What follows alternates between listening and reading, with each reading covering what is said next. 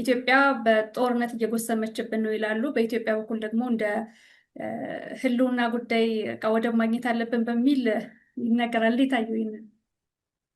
ኤርትራውያን ትክክል ናቸው ማለቴ አብይም ሆነ የእሱ ጀነራሎች እኮ በግልጽ አሰብን እንይዛለን እንዲህ እንላለን ያለ ባህር በር ቀረን ምናምን ሲባል የሌላ ሀገር ቢሆን አዎ ጦርነት እየተጎሰመብን ትክክል ነው። ይሄ ቃል በቃል ትክክል ነው።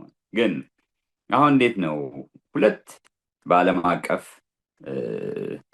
በዩናይትድ ኔሽንም ሆነ በአፍሪካን ዩኒየን እውቅና የተሰጣቸው ሁለት ሀገሮች የራሳቸው ባንዲራ ያላቸው የራሳቸው የተሰመረ ወሰን ያላቸው ሁለት ሀገሮች አሉ። አንቺ ይሄንን ጥሰሽ በምትሄጅበት ጊዜ የዓለም አቀፍ ሕግን ትጥሻለሽ። የተባበሩት መንግስታት የውሉን ራሱ ሲጻፍ ከዛም በፊት ማለት ነው የአንድን ሀገር የራሷን ቴሪቶሪ ማስከበር ወይም ደግሞ ሁሉም የራሱን ይዞ ይቀመጥ አንዱ አንዱን አይውረር ኮሌክቲቭ ሴኪሪቲ የሚባለው አንድ 500 ዓመት የሆነው 16 ምናምን ውስጥ የተሰመረ ቃል ነው ማለት ነው። ግን በአንደኛ ዓለም ጦርነት ጊዜ ኢትዮጵያ ራሷ እኮ ሊግ ኦፍ ኔሽን ሄዳ ጣሊያንን የከሰሰችበት ምክንያት ጣሊያን ወረረችኝ ብላ ነው። የተባበሩት መንግስታት ድርጅት ሲመሰረት የውሉን የተባበሩት መንግስታትን ውሎችን ከጻፉት ሀገሮች መሀል አንዷ ኢትዮጵያ ናት። እንደውም እንደሚባለው በኋላ ሪሰርች ራሱን ሰው ቢያደርገው ሊደርስበት ይችላሉ እየገምታለው። እቺ ኮሌክቲቭ ሴኪሪቲ የምትባለው አንዱ ሀገር ትልቅ ሀገር ትንሽ ሀገር እንዳይወር የምትለውን ኮሌክቲቭ ሴኪሪቲ የምትለዋን ቃል እንደውም ያመጡት አክሊሉ ሀብተወልድ ናቸው ይባላል ስብሰባ ላይ። ስለዚህ የዓለም መንግስታት ውሎቹ የዩናይትድ ኔሽን አርቲክል 1 2 7 ብታዩ ስለነዚህ ነው የሚያወራው ማለት ነው። የአንድን ሀገር ሄዶ መውረር በዓለም በተመድ ህግ መሰረት ተቀባይነት እንደሌለው እንደገና የአፍሪካ ዩኒየን በሚቋቋምበት ጊዜ የድሮዎቹን የዚህ የቀኝ ጊዜዎችን ውል ተከትለን ነው የምንሄደው። አንዱ ሀገር አንዱን ሀገር አይወርም ምናምን የሚለው ራሱ የአፍሪካን ቻርተር የኤዩ ቻርተር 2 ላይ ምናምን አለ። ስለዚህ ዋና ገና ከመግቢያውም ጀምሮ የኤዩ መግቢያው ራሱ ፕሪያምብሉ ጋር ሁሉ አለ። ከዛ ደግሞ አርቲክል 2 ላይ መሰለኝ እንደዚህ ያለው እነዚህን ሁሉ መጣስ ነው ማለት የዓለም አቀፍ ህግን መጣስ ነው የሚሆነው። እንግዲህ ፒውርሊ ቃል በቃል የዓለም አቀፍ ህግን እናወራ ሌጋሊስቲክ ነው ካልም ማለት ነው። ከዛ ውጭ ግን እንደው ወደ ፖለቲካው እንመለስና ኢትዮጵያ ባህር በር እንድታጣ ያረጓት ሰዎች በሁለቱም ሳይድ ዛሬ በሁለቱም ሀገሮች ውስጥ ስልጣን ላይ ነው ያሉት። ሻዕቢያ ስልጣን ላይ ነው ያለው፣ ኢትዮጵያ ባህር በር እንድታጣ ያደረገ ስብስብ ማለት ነው። እንደገና ሻዕቢያን ተባብረው ይሄን ኢትዮጵያ እንደዚህ እንድታጣ ያደረጉት ትንሹ ወታደር አብይ አህመድ፣ ምርኮኞቹ እነ ብርሃኑ ጁላ፣ እነዚህ የሚባሉ ጀነራሎች እነዚህ በደርግ ጊዜ የኢትዮጵያ ወታደር የነበሩ ይማረኩም እጃቸውንም ሚስቱም አላቅም፣ ግን ምርኮኛ የሚሆኑ ምንም ምርኮኛ ማቅለሉ ይሻላል ለነሱ ወንጀላቸውን ሊያቀልላቸው እኛ ምርኮኛ ነበርን ብለው ማለት ነው። ግን የመለስ ዜናዊ የእሱ ጀሌ ሆነው በትንሽም ይሁን በትልቅ የነ ማንጁስ የነ ምናምን የሚባሉ አሁን እዛ ስልጣን ላይ የተቀመጡ ሰዎች የነዚህ የጀነራሎች አሽከር ሆነው ሎሌ ሆነው ኢትዮጵያ ባህር በር እንድታጣ ባለፉት 30 ምናምን ዓመታት ያረጉ ሰዎች ናቸው። ዋነኛው ኃይል ሻዕቢያ እዛ ተቀምጧል፣ እነዚህ ሎሌዎች እዚህ ተቀምጠዋል። እንዴት ነው እነዚህ ሰዎች ኢትዮጵያ የባህር በር እንድታገኝ ሊያደርጉ የሚችሉት? ጦርነት ዛሬ ለሁለቱም ህዝብ አይበጅም። ግን ደግሞ የሁለቱ ህዝብ የኢኮኖሚ ውህደት አድርጎ ጦርነትን ትቶ ይሄንን ወደብ ለኤርትራም ሆነ ለኢትዮጵያ ሁለቱም ተጠቃሚ እንዲሆንበት ለማድረግ በሁለቱም ሀገሮች ውስጥ እንደዛ አይነት ሀሳብ ያለው ዊሊንግነስ ያለው ፖለቲካ የለም። ምክንያቱም ይሄንን የፈጠሩ ሰዎች እዛ እስካሉ ድረስ በሁለቱም ሀገሮች ውስጥ ይሄ አይሆንም። ጦርነት ማድረጉና አንድን ሀገር አሁን ቅድም በተነጋገርነው መሰረት አንድን ሀገር ወሮ ለመያዝ መሞከሩ ይሄ ደግሞ ዓለም አቀፋዊ ውግዘት ብቻ ሳይሆን ውድቀትም ያመጣል ለኢትዮጵያ። ምክንያቱም የኤርትራም ራሷን የቻለች ሀገር ናት። በተባበሩ መንግስታት ድርጅት እውቅና ያላት፣ በአፍሪካን ድርጅት እውቅና ያላት፣ ብዙ ወዳጆች ያሏት ማለት የአረብ ሀገሮች በሙሉ ከኤርትራ ጎን ሊቆሙ ይችላሉ። ለግብፅ ደግሞ ይሄ ትልቅ ሎተሪ ነው የሚሆነው ማለት ነው። እና ግን ሁለተኛ የጂኦፖለቲካል ሁኔታውንም እንትን ማለት አለብን። ዛሬ እነ ቻይና እነ ራሻ ያንን የቀይ ባህር ለመቆጣጠር በሚዋዥቁበት ጊዜ ሻዕቢያ ፊቱን ወደ አንድ ታላቅ ሀገር አዙሮ ትልቅ ድጋፍ ሊያገኝ ይችላል። ኢትዮጵያ አሁን በዚህ ሁኔታ ላይ አጋር ሊኖራት አይችልም። ስለዚህ ይሄ ኢትዮጵያን ለማውደም የሚደረግ ጦርነት፣ ለዛም አካባቢ የማይበጅ ጦርነት፣ ለሁለቱም ህዝቦች የማይበጅ ጦርነት ነው ብዬ ነው የማስበው ማለት ነው። በዛ ላይ እነዚህ ሰዎች ይሄን የጦርነት ጉሰማውን የሚያደርጉ ሰዎች ከራሳቸው ጥቅም አንጻር የዛን አካባቢ ማህበረሰብ ጥቅም ሊያስጠብቁ የሚችሉ ሰዎች አይደሉም። ችሎታም ያላቸው አይመስለኝም። የጦርነት ብቻ ሳይሆን ያሳሰብም ራቅ አድርጎ የማሰብም ችሎታ አይኖራቸውም። ይሄ ህዝብ ነገ ከነገ ወዲያ ይሄ ሁለቱ ሪጅም እዛም ያለው ሻዕቢያ እዚህም ያለው እንዲህ አይነቱ ሪጅም ከሄደ በኋላ ህዝቡ በነፃ በሚወስንበት ጊዜ አሰብ አይደለም የኤርትራን ፌት ወደፊት በእኛ እድሜ ላይሆን ይችላል፣ በእኛ እድሜ ይሆናል ብዬ ባልገመትም ሊሆንም ይችላል። በእኛ እድሜ የዛኔ ህዝቡ በነፃ በሚወስንበት ጊዜ የሚወሰን ነገር። እስከዛ ድረስ ግን ኢትዮጵያ የሚመጣው የኢትዮጵያ መንግስት በኃይሌ እጅ ይዛለው የሚለውን እኔ የሚጠቅም አይመስለኝም ለሁለቱም ሀገሮች። የተበላ ቁብ ነው ብሎ ማሰብ ይቻል ይሆናል፣ ግን የእኛ ጀኔሬሽን የሚመልሰው አይደለም እንደዚህ አይነት ኃይሎች እስካሉ ድረስ። እና ይሄ ለኢትዮጵያ ኪሳራ ነው እንጂ የሚያመጣው ድል ያመጣል ብዬ አላስብም። አሰብ የሄደችው በሽግግር መንግስቱ ነው። የሽግግር መንግስቱ ደግሞ አሰብን የመስጠት መብት የለውም።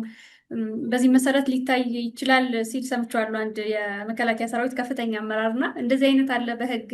ከዚህ ጋር ሳያይዘ ይሄ ጦርነት ልክ አይደለም ኢትዮጵያንም ይጎዳል በሚል አስተያየት ሲሰጥ፣ ልክ እኔ እናንተ እንደምናወራው አስተያየት ሲሰጥ እንደ ሀገር ክህደት የሚቆጥሩት አሉ። የሀገር ክህደት ነው በእውነትም የሀገር ክህደት የተፈጸመው የዛን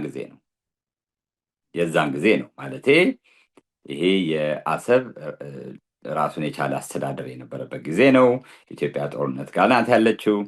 የኢትዮጵያ እንደዚህ አይነት ሀገሮች አሉ ማለት የጦርነት ተደርጎ በቃ እኔ ይሄን ሊያዝ አንተ ይሄን ሊያዝ ብለው እንኳን አገሮች ቀርተዋና የአሜሪካ ስቴቶች እዚህ በውሃ አጠገብ ያሉ ሰዎች መስመር አስምረው ነው ሁሉም የባህር በር እንዲኖራቸው ማለት ነው። ስቴቶቹ ማለት ክፍለ ሀገሮቹ ያንን የሚያስብ የዛን ጊዜ እሺ በጦርነት ተሸንፈናል፣ ግን የባህር በርቻ ሀገር ያስፈልጋታል ብሎ አሰብን ከርባዎት ማድረግ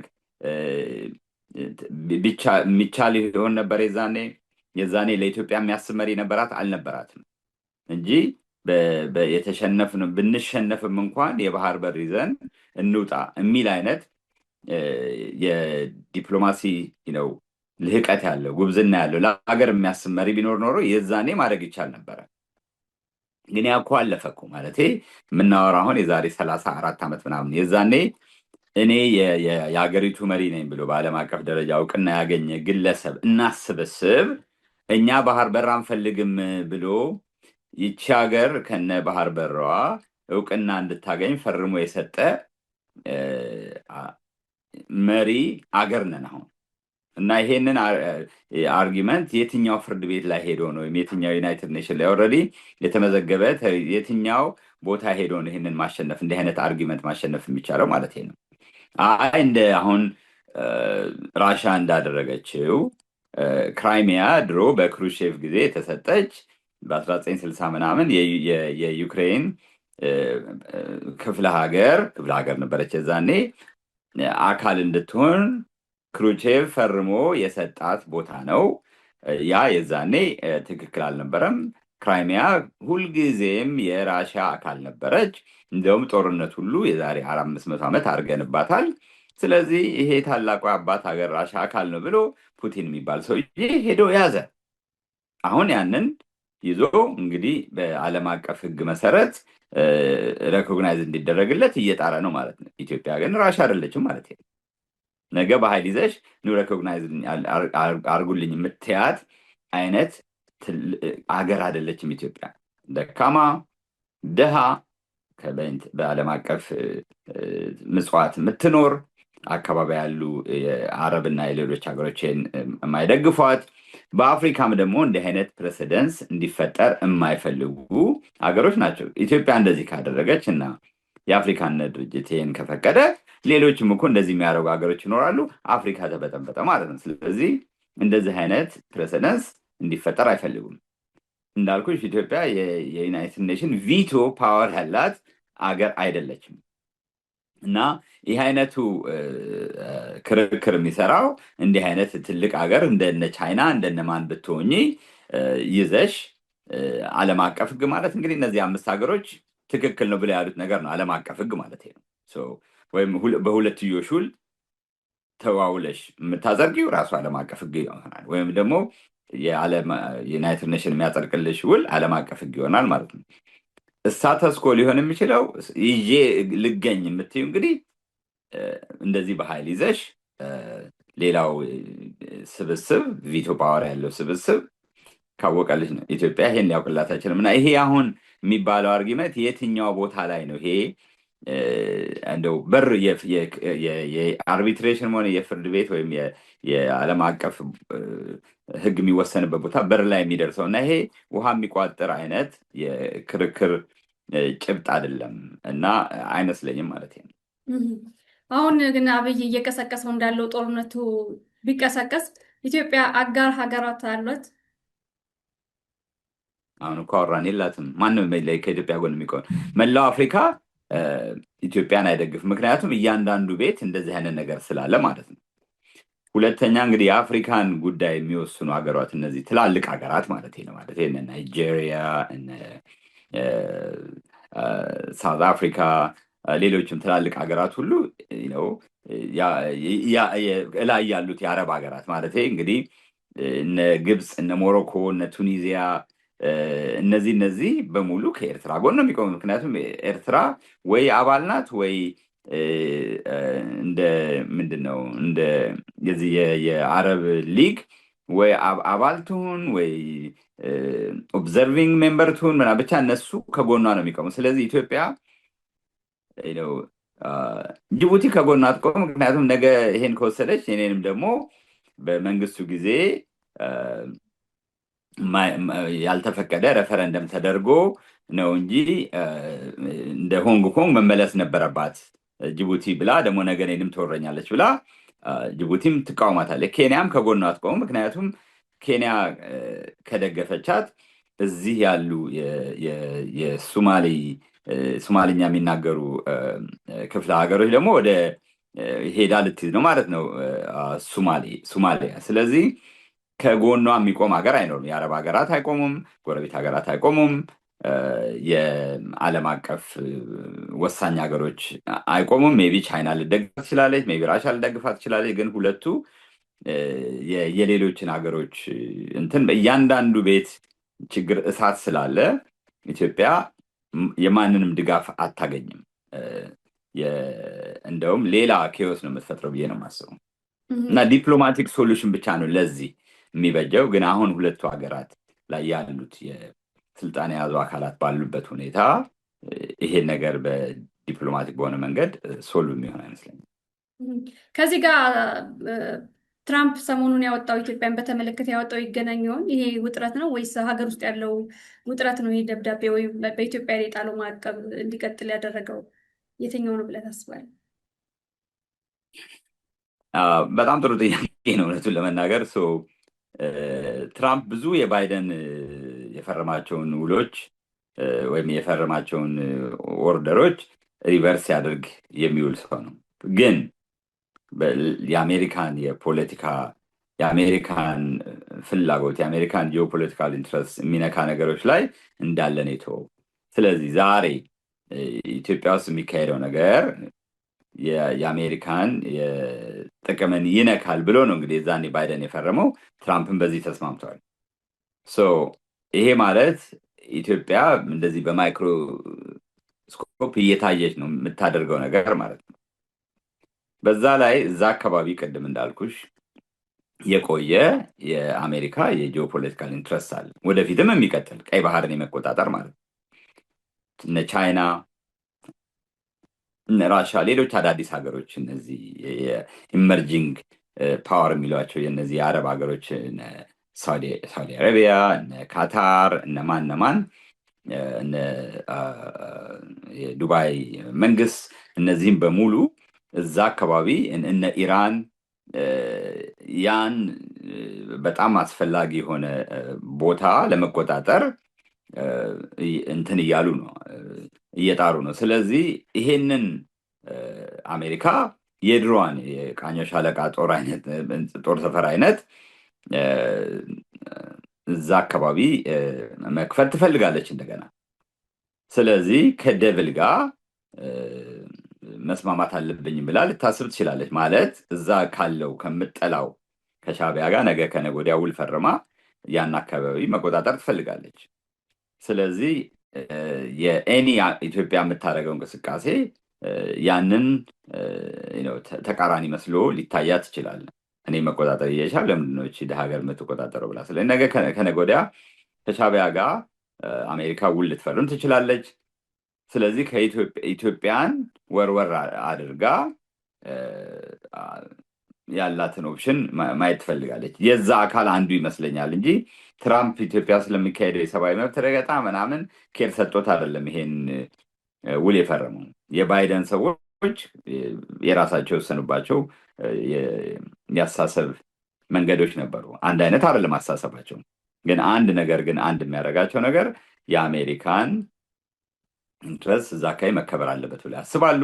ያን ደግሞ ለማክበር መጀመሪያ ይሄንን ስልጣን ላይ ያለውን መንግስት እያየን ነው፣ ያሉትን ማዕቀቦች እንዳሉ እናስቀምጣቸዋለን ብለው ያስቀምጣሉ። የዚህ የሳንቲሙ ግልባጭ ሌላውን አካል ወዳጅ ማድረግ ማለት ነው። እና ከዚህ አንጻር ነው ኢትዮጵያ ጥሩ ሁኔታ ላይ አይደለችም። ሌላን ሀገር ወራ የሌላን ሀገር መሬት ለመያዝ የምታደርገው ጥረት ላይ ማለት ነው። አንዳንድ ተንታኞች ይሄውን የሚቀሳቀሰው በኢትዮጵያና በኤርትራ መካከል ሊቀሳቀስ የሚችለው ጦርነት የኢትዮጵያና የኤርትራ ሳይሆን የአረብ ኤምሬትና የሳውዲ አረቢያ ነው እና የውክልና ጦርነት ሊሆን ይችላል የሚል ማስተያየት የሚሰጣሉ። እንዴት ይታያል? ሊሆን ይችላል። ፓርሻሊ ልስማማ እችላለሁ። ምክንያቱም ያ ቦታ በዓለም ላይ 4-5 ቦታዎች አሉ እንደዚህ የውጭ ኃይሎች መፈንጫ የሆኑባቸው ማለት ነው። እና ይሄ ቦታ አንድ 50-60 ዓመት ይሆነዋል እንደዚህ አይነት በፊት በቀዝቃዛው ጦርነት ጊዜ አሜሪካና ራሻ የሚፋጩበት ቦታ ነበረ። ለዚህ ነው የደርግ መንግስትም የወደቀው። ወያኔ አሸንፎ ሻዕቢያ አሸንፎ ሳይሆን እዛ አካባቢ የደርግ መንግስት እንዳይቀጥል የደርግ መንግስት የራሻ ደጋፊ ስለነበረ ሳተላይ ስለነበረ እሱን እንጣለው በሚል ነው እንግዲህ እንዳለ ያለው የዌስተርን ጋቨርንመንት በሙሉ ለሻዕቢያና ለወያኔ ድጋፍ የሰጡበት። ምክንያቱም ያ ቦታ መፈንጫ ባትል ግራውንድ ነበረ፣ የዓለም የጂኦፖለቲካል እንትን። አሁንም ዛሬም እንደገና የዛ አካል ሊሆን ይችላል። በውክልና ጦርነት ውስጥ የሚዋጉ ሀገሮች አሉ። አዎ አሉ።